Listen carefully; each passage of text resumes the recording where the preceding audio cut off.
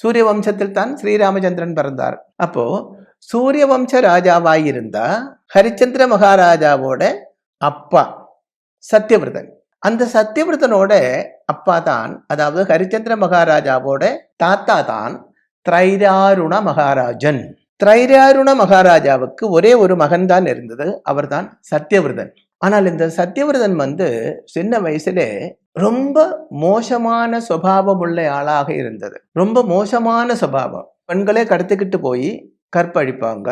அதே காரணத்தினால் இந்த பெண்கள் இறந்தே போவாங்க. பிளஸ் அப்பா என்ன சொல்லி இருந்திருந்தாலும் கேட்க மாட்டாங்க. அப்பாவோட அட்வைஸ் எதுவுமே கேட்க மாட்டாங்க. இப்படி நிறைய அப்பாவுக்கு, அவருடைய அப்பா திரைராருண மகாராஜாவு ரொம்ப உத்தமன். அவருக்கு எந்த நேரத்திலே மனோவேதனையை கொடுத்து கொண்டே இருந்தார் இந்த சத்தியவிரதன். அப்படி இருக்கும் பொழுது ஒரு நாள் நாட்டில் ஒரு சாது பிராமணன், ஒரு பாவம்